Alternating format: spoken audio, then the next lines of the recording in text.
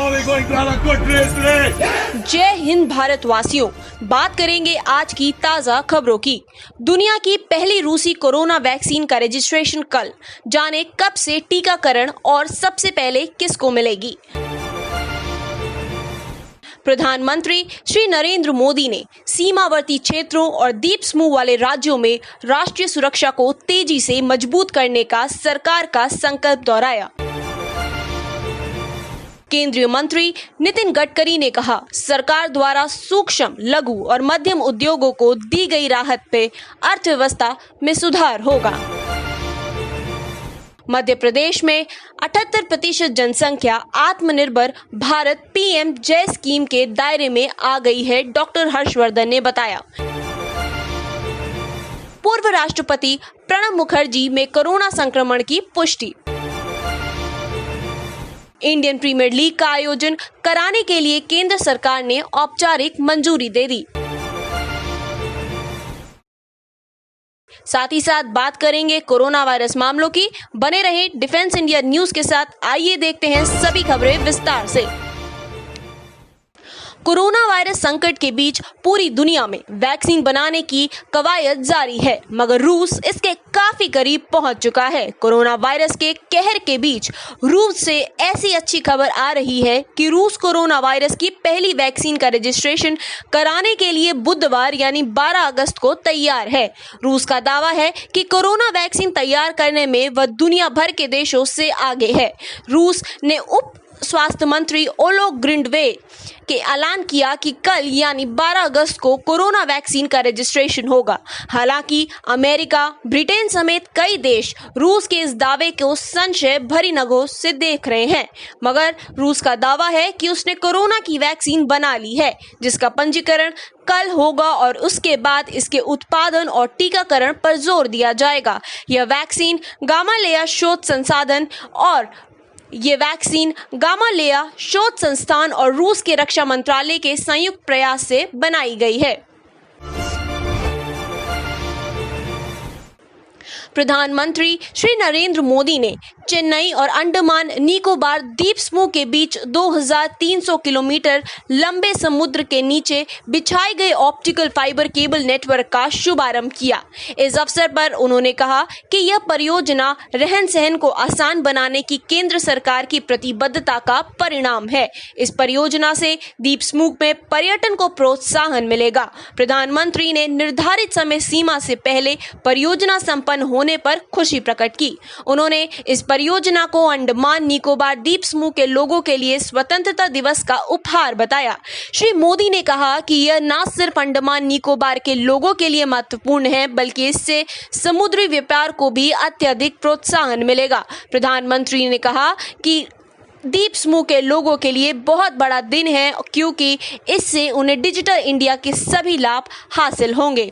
दूरसंचार संपर्क को पर्यटन की वृद्धि का हिस्सा बताते हुए प्रधानमंत्री ने कहा कि डिजिटल पहल के द्वीप समूह आने वाले पर्यटकों को भी लाभ होगा। इस अवसर पर संचार और सूचना प्रौद्योगिकी मंत्री रविशंकर प्रसाद भी मौजूद थे। केंद्रीय सूक्ष्म, लघु और मध्यम उद्योग मंत्री श्री नितिन गडकरी ने कहा कि छोटे उद्योगों को राहत देने के लिए सरकार ने हाल में कई कदम उठाए हैं, जिससे अर्थव्यवस्था को गति मिलेगी। उन्होंने कहा कि छोटे उद्योगों की परिभाषा में बदलाव, पूंजी उपलब्ध कराने की योजना, चैंपियन पोर्टल और छोटे उद्योगों को उधारी देने के निश्चित रूप से अर्थव्यवस्था में सुधार होगा। उन्होंने कहा कि कोरोना महामारी के कारण अर्थव्यवस्था की रफ्तार मंद पड़ रही है। श्री गडकरी ने फिक्की के छोटे उद्योगों के एक सम्मेलन को वीडियो कॉन्फ्रेंसिंग के जरिए संबोधित करते हुए कहा कि छोटे उद्योगों के लिए घोषित किए गए 3 लाख करोड़ रुपए के राहत पैकेज में से 1,20,000 करोड़ रुपए का वितरण किया जाएगा। उन्होंने कहा कि सभी मंत्रालयों, विभागों और सार्वजनिक क्षेत्रों में उपक्रमों को छोटे उद्योगों के लंबित भुगतान 45 दिन के भीतर चुकाने को कहा गया है। केंद्रीय सरकार मंत्री ने मुख्यमंत्रियों से छोटे उद्योगों को सभी भुगतान प्राथमिकता के आधार पर चुकाने के निर्देशों का अनुरोध भी किया है। केंद्रीय स्वास्थ्य और परिवार कल्याण मंत्री डॉक्टर हर्षवर्धन ने कहा कि मध्य प्रदेश की 78% जनसंख्या आत्मनिर्भर भारत जय स्कीम के दायरे में आ गई है। डॉक्टर हर्षवर्धन ने वीडियो कॉन्फ्रेंस के जरिए मध्य प्रदेश के मुख्यमंत्री शिवराज सिंह चौहान से कहा कि राज्य सरकार ने राज्य को 2023 तक आत्मनिर्भर बनाने के लिए स्वास्थ्य क्षेत्र में सुधार की रूपरेखा प्रस्तुत की है।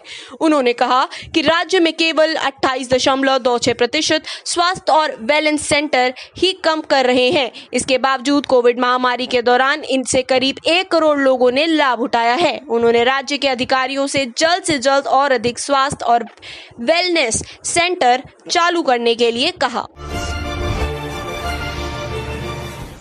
पूर्व राष्ट्रपति प्रणब मुखर्जी को कोरोना संक्रमण की पुष्टि हुई है। राष्ट्रपति रामनाथ कोविंद जी ने श्री मुखर्जी की बेटी शर्मिष्ठा से बात की और उनके पिता के स्वास्थ्य के बारे में पूछताछ की। राष्ट्रपति ने श्री मुखर्जी के जल्द स्वस्थ होने की कामना की। रक्षा मंत्री राजनाथ सिंह शाम सेना के आरआर अस्पताल गए और श्री मुखर्जी के स्वास्थ्य के बारे में जानकारी ली। श्री मुखर्जी कोविड-19 की पुष्टि होने के बाद अभी अस्पताल में भर्ती हैं। भारतीय क्रिकेट बोर्ड को इस साल इंडियन प्रीमियर लीग का आयोजन संयुक्त अरब अमीरात में कराने के लिए केंद्र सरकार से औपचारिक मंजूरी मिल गई है। लीग के चेयरमैन ब्रिजेश पटेल ने कहा कि आईपीएल संयुक्त अरब अमीरात में 19 सितंबर से 19 नवंबर के बीच शारजा, दुबई और अबू धाबी में खेला जाएगा। सरकार ने पिछले सप्ताह बीसीसीआई को सैद्धांतिक मंजूरी दे दी थी। भारत में कोरोना वायरस महामारी के बढ़ते मामलों के कारण यूएई में टूर्नामेंट कराया जाएगा। अब बात करते हैं कोरोना वायरस मामलों की विश्व और भारत में। विश्व में कोरोना वायरस के मामले 2 करोड़ से पार हो चुके हैं। वहीं मृत्यु की संख्या 7 लाख से पार हो चुकी है। बात करें ठीक होने वाले लोगों की तो 1.3 करोड़ से ज्यादा लोग ठीक हो चुके हैं। बात करें भारत की तो भारत में 22 लाख से ज्यादा आंकड़ा पहुंच चुका है कोरोना वायरस संक्रमित का। वहीं मृत्यु का आंकड़ा 45,000 से पार हो गया है। वहीं रिकवरी 15 लाख से ज्यादा लोगों की हो चुकी है। आज की खबरों में इतना ही। बने रहे DI न्यूज के साथ। जय हिंद।